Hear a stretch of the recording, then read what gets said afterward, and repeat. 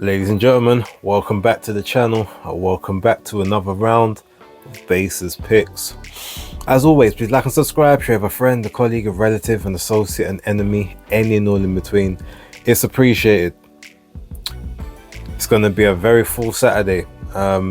Cards in the morning, cards in the evening, and cards in the nighttime. So, yeah, I guess without further ado, let's get into the picks.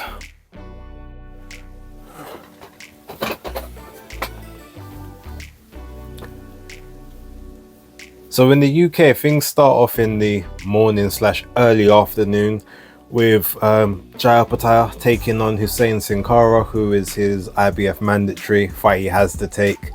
Feel sorry for Jai, to be totally honest, having to sort of take these, these mandatory after mandatory that no one really knows about or cares about, in a division that's very top heavy, but there's no middle and no bottom ground.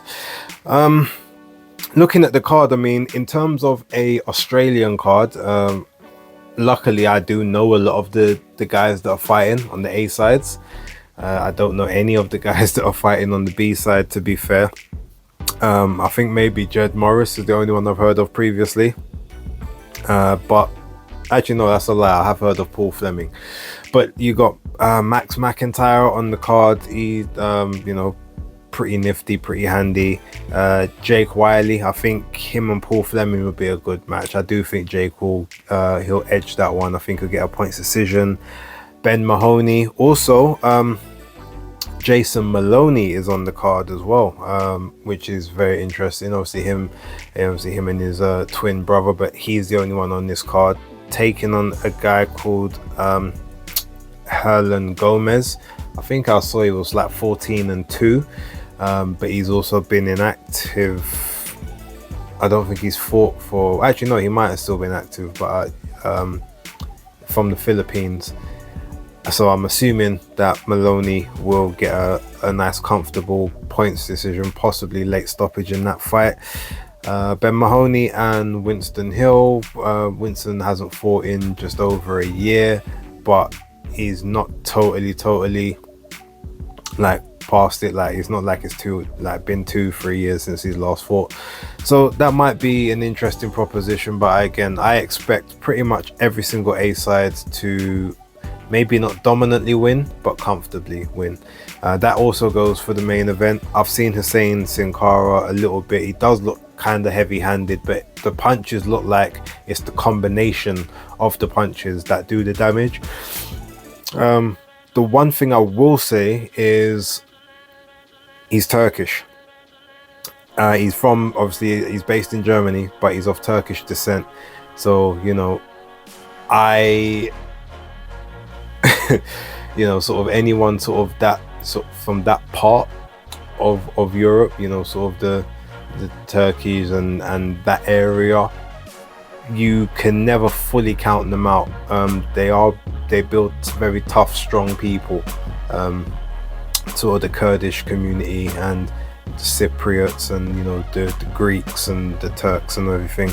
So while I think that he will get taken out inside the first 5 rounds, he could have a bigger punch resistance than maybe I'm giving him credit for. Like I said, he can hit hard, but I feel like a lot of his knockouts have come more via the accumulation of constant punches to the opponent, as opposed to one punch down and out or one punch change the tide of the contest type stoppages, knockouts.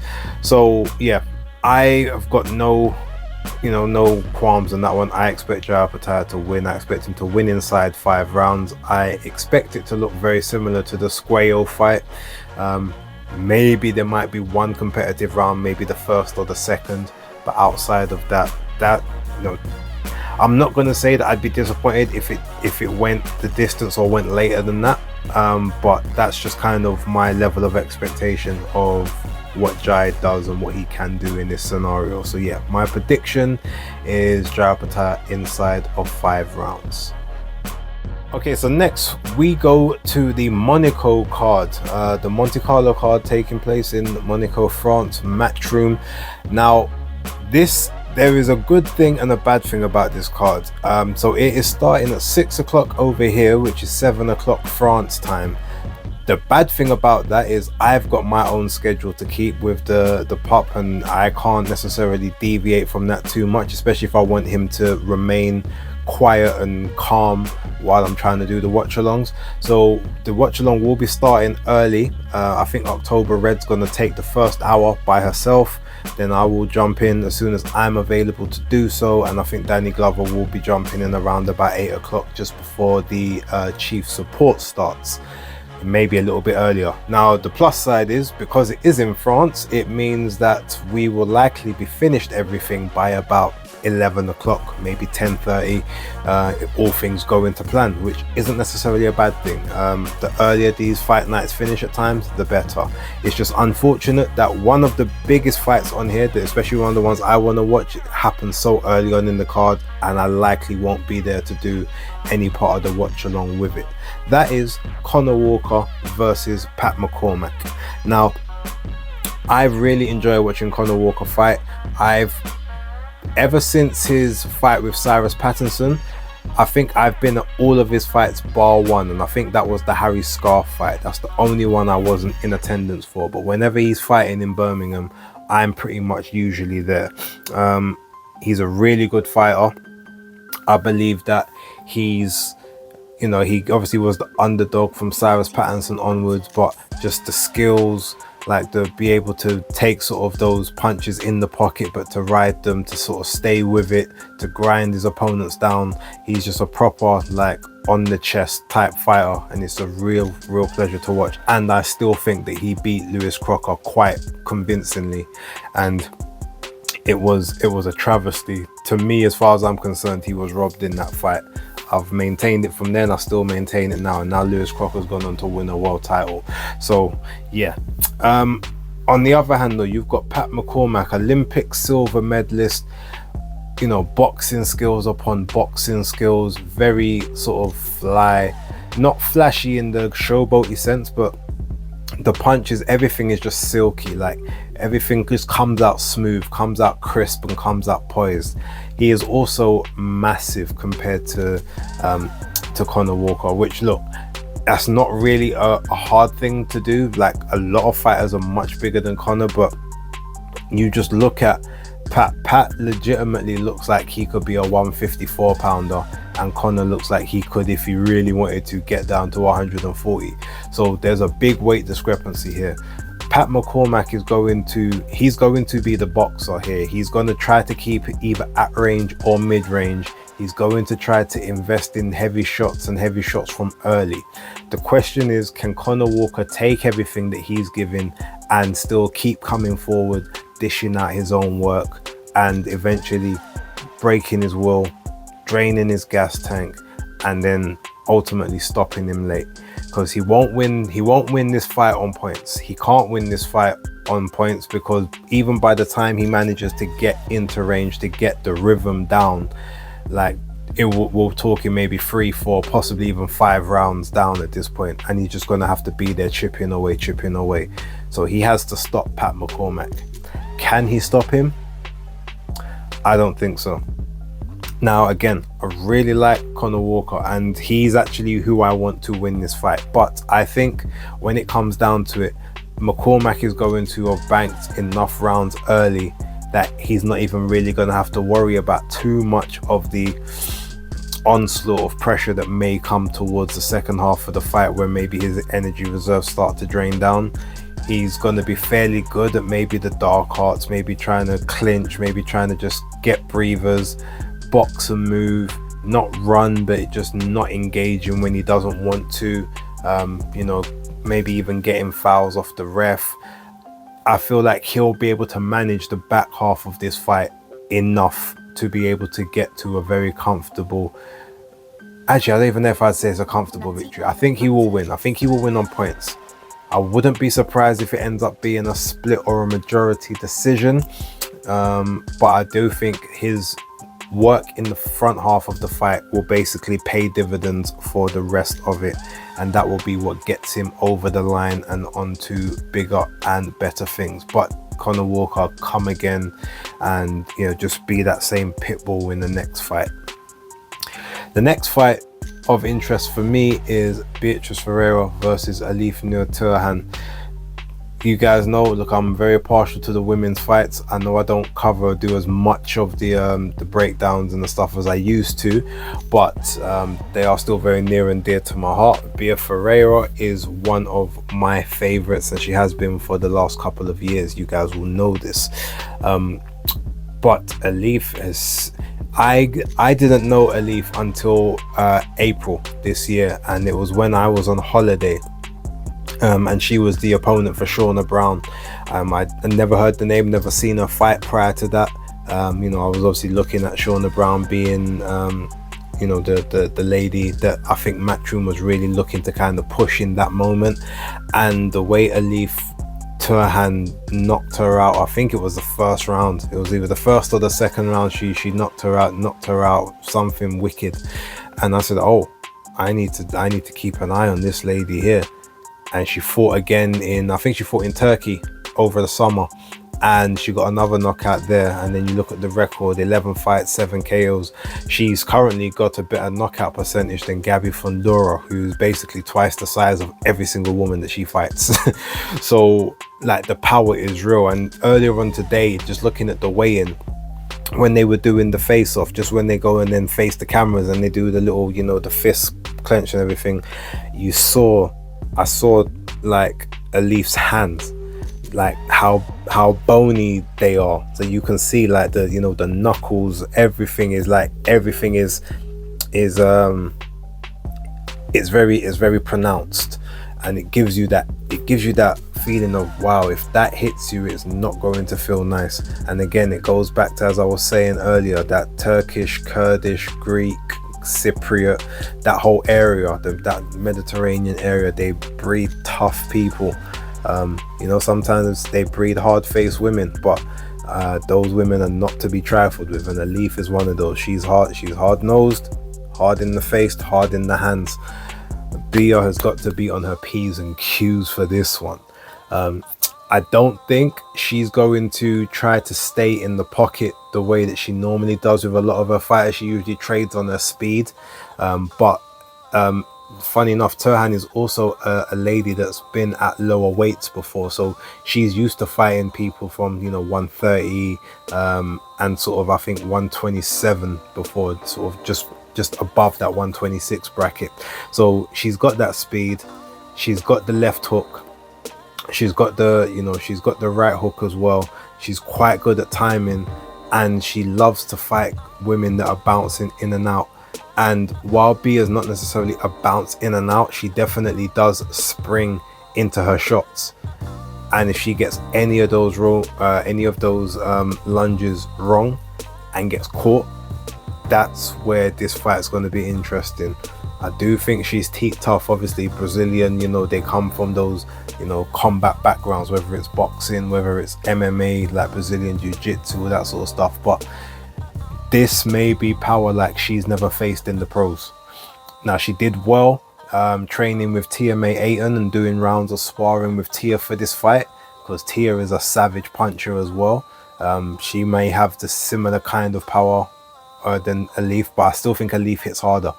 So Bea's going to have to be on her P's and Q's. She's going to have to box around. She can't get into trade-offs. She can't stay in the pocket unless she stays all the way in the pocket to where Alif can't get that extension to the mid-range or the long range.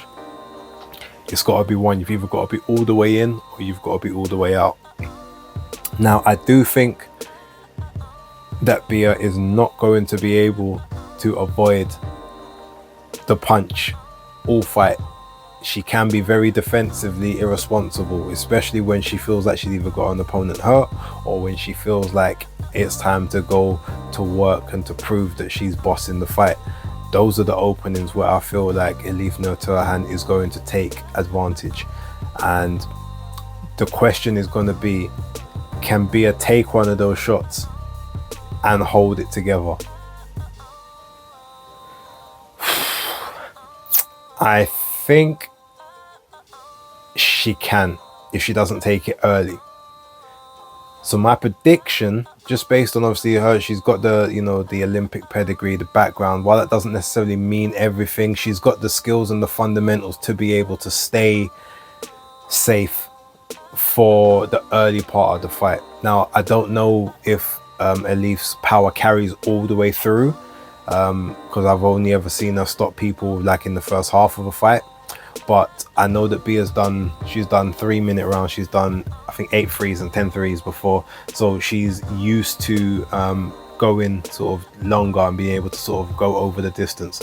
I think she's going to play it smart in the first half of the fight. Box and move, like basically use the southpaw stance to basically nullify the left hand of Turhan as much as possible in the early going, and then try to step it up towards the back half of the fight, putting her other big punches together. I think she wins the fight. I think the extra level of experience will tell in this, but she's got to be super switched on, and she's got to basically be very calculated and pragmatic with when she goes for the attacks, rather than usually just going as gung-ho as she can do. So yeah, I'm going with Bia to win on points. I don't know if it will be a split decision. I can see her maybe getting hurt at some point in this fight, but being able to get through it. But yeah, I'm going with Bia Ferreira on points. Now, main event, Shabazz Masoud and Peter McGrail. I've been wrestling back and forth with who I think is going to win this one. You've got Masoud, you know, obviously from Midlands. He's very much he's a tactician. He's a technician in the ring. Not biggest on power, but he's good at being able to nullify the best weapon of an opponent. And then if he needs to smother, get on the inside, like hit and hold, and just sort of make things very, not so much messy, but he can really sort of stifle an opponent's momentum. 14-0. I think his KOs is something, I think he's got like 4 KOs or something like that. So he's not the biggest of punchers. Now, Peter McGrail also, I wouldn't call a big puncher, but I feel like he's maybe, actually no, I would say he's definitely a bigger puncher than Shabazz Masoud. Not by a huge amount, but he's got the footwork. And coming from that southpaw stance, I feel as if there's going to be moments, especially mixed with the high level footwork that he has, that he's going to get into, be able to get into positions where he can strike Masoud without fear of what's coming back. And I think if he gets to the point where he wants to just almost have a tear up, I think he's got the additional bit of power that might win those exchanges if he chooses to go that route. If he makes this a boxing match, this is a 50-50. It might even be weighted more 55-45 in Masoud's favor, because he's, like I said, he's more crafty. Like McGrail has got the, you know, he's got like the athleticism and the fancy footwork, but in terms of the person who's more crafty and I feel like more maturated as a pro, I definitely think that's Shabazz Masoud. McGrail, he hasn't been as gung-ho as he used to be after getting knocked out by Jericho Quinn. So I think he's going to have moments of hesitation. I think those are going to be moments that Shabazz is able to capitalize on, especially early on in the fight. But Shabazz does have moments where he gets tired and then tries to manage the rounds afterwards, whereas I've never really seen Peter McGrail like gassing in any fight. I think because of that, the first few rounds might be Shabazz's moment to take the fight and maybe to have a strong lead to start off with. But I do think as it kind of wears towards the end of the fight, McGrail is going to find his way back into it. I feel that when Shabazz starts to slow down and tries to manage things, he's going to be trying to ramp it up and go step on the gas. And I think those are going to be the moments that tell. All the flashy work is going to come from McGrail, and I've got a feeling that will be what the judges end up seeing more of, especially down the stretch. So because of that, I do think that Peter McGrail will get a decision on the cards. I think it will be a split decision. I do think it will be a very, very close fight. It's very hard to decide which person will actually come out on top, but I am going to go with Peter McGrail ever so slightly. We're going to say by a split decision. Finally, we move over to the PBC card taking place on Amazon. Yes, I will be also doing the watch along for this. It's going to be a long day for me. I'm going to suffer on Sunday, but you know what, it's worth it. Credit to PBC, they put on a great card. Let's start with Erislan Lara. Now, unfortunately, he's not going to be facing Janibek and McConnell. Just, you know, he failed PED test. I may end up doing a video about that. You might see in the morning or early afternoon with that and some other bits and pieces. But he's now taking on a guy called Johan Gonzalez. I don't know who he is, but 36-4 with 34 KOs. Now, he's Venezuelan, so who is he been knocking out? I don't know, but 5'10". Actually, no, I do know who he is. My mistake. I know exactly who he is. He fought Yoenis Tellez in 2023, I think it was. I swear I gave Tellez like knockout of the year over him. Was it him or was it? Hold on, Tellez knocked him out. Oh wait, no. Tellez knocked him out in the 7th. Was it Gonzalez? No, it was Levan Navarro. That's who I'm thinking of. He knocked him out in the 10th of final round. That's who I'm thinking of. Yeah, because it was Cuban versus Cuban, I think. Yeah, no. So okay, I don't know who Johan Gonzalez is. Not the same guy, but either way, he's fought 36. He's got 36 wins, 34 knockouts. So there's got to be power there. He's been knocked out twice. Tellez and Jesus Ramos Jr.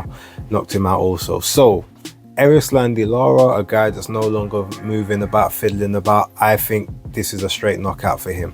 Obviously it's last minute, late notice, so that could always be a bit of a banana skin, but that, you know, that Cuban, he's built teeth tough.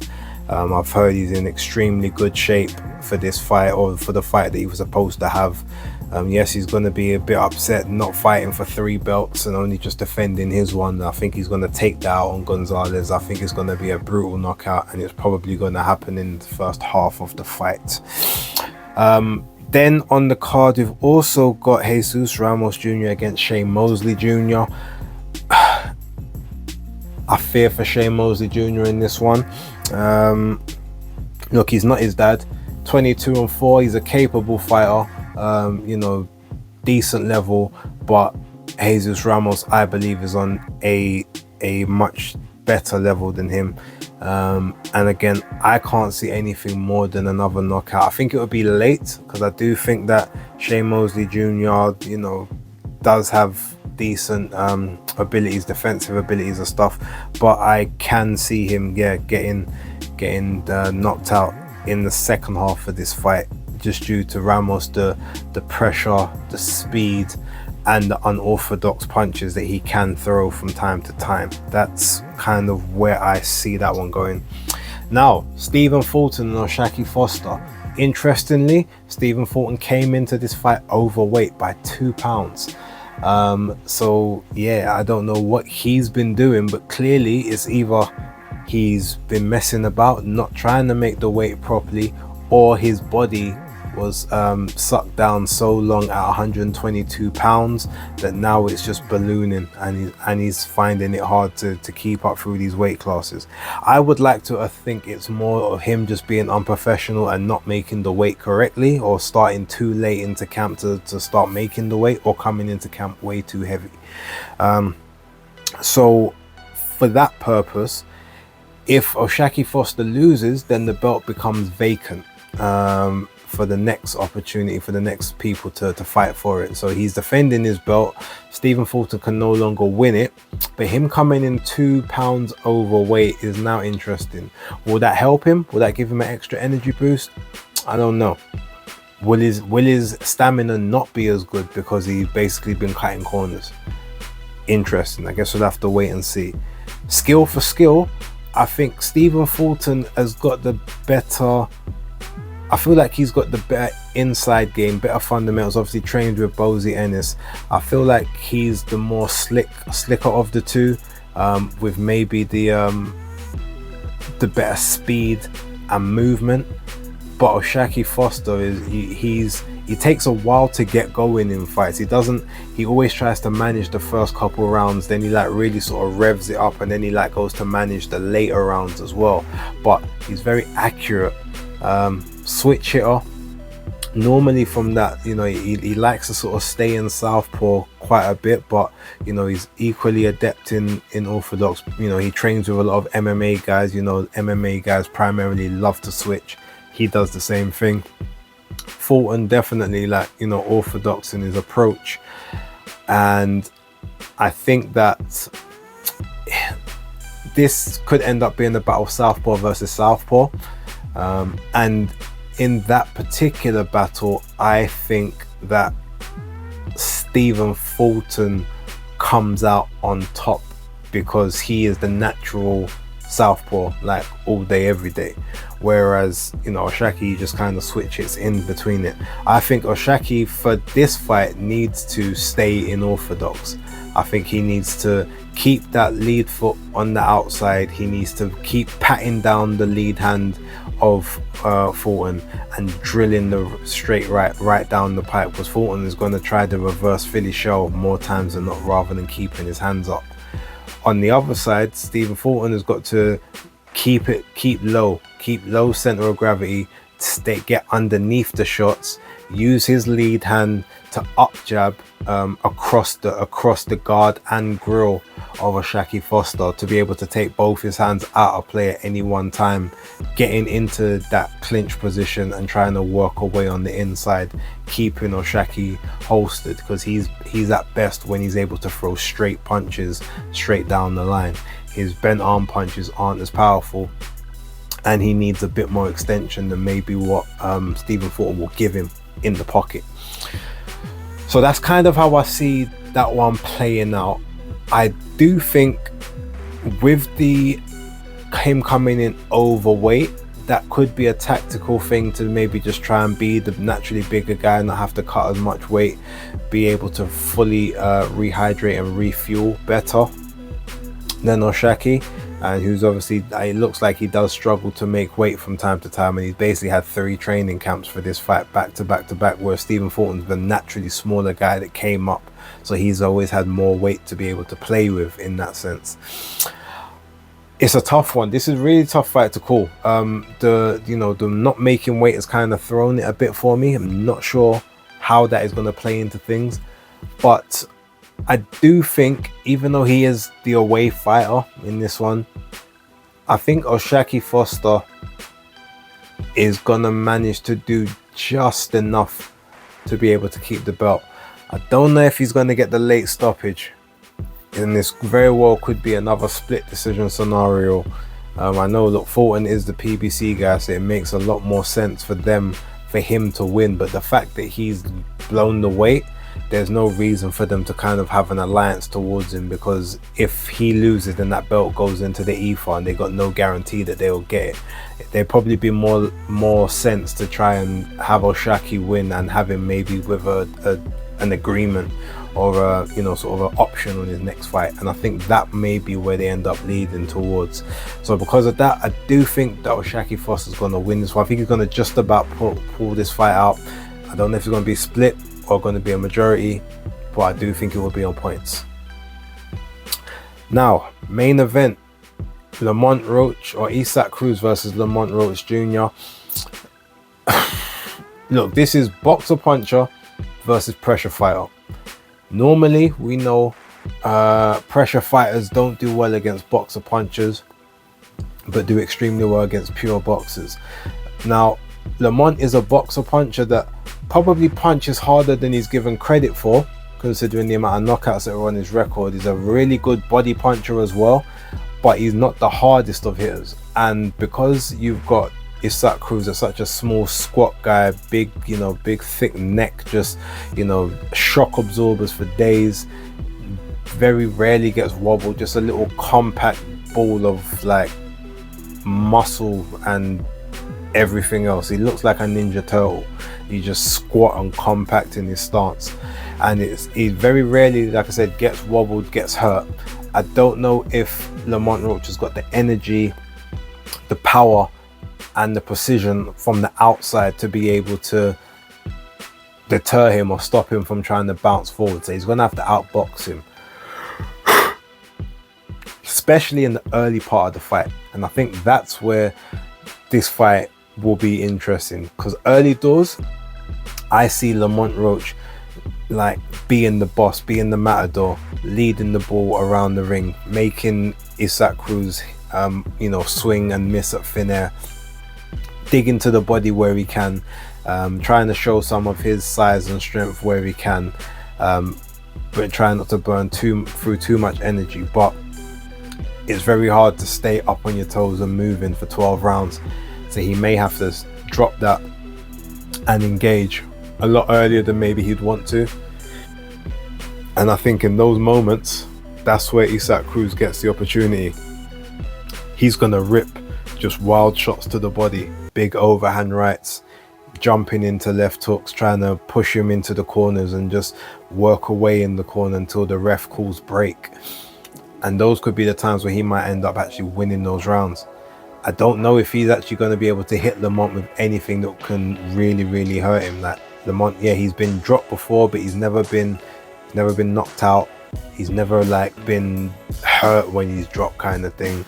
So I don't think that Isaac Cruz has got the power to really hurt him, especially as defensively astute as he can be and as well as he takes a shot. Like I definitely think Tank Davis hits harder than Isaac Cruz, and he, you know, hit Lamont with some proper full flush shots, and Lamont ate them and said, come and let's go. So yeah, I think work rate wise, Isaac Cruz might start to outwork him from the middle to late rounds, but I don't think that ultimately that will be enough whereby Lamont hasn't done enough good work to start off with, and enough in those middle to late rounds where he can't nick a couple to keep it just ahead on the cards. Now look, I am conscious that you know, Isaac Cruz is the main PBC guy and Lamont Roach is a pro box, but apparently he says that he's now kind of got to deal with PBC as well. I think they may obviously see the extra potential in there, and I am hoping that that will be enough to stop any shenanigans on the scorecards. With everything being the way I expect it to go and the way I expect this fight to play out, I feel like Lamont Roach will just about stay ahead on the scorecards throughout the fight to be able to see the fight out and win it via points decision. But again, I would not be surprised if it was a split. But yeah, that's sort of my thoughts on that one. I do think Lamont Roach will win that. Please leave your comments down below. Let me know which fights you're interested in, which fights you believe are going to either steal the show, or which ones are going to be maybe the fight we didn't expect it to be. Leave your predictions down below so I can see what you guys think as well. Thank you very much for watching. Don't forget to like, subscribe, share, and hit the hype button if you've got any hypes left. I appreciate it.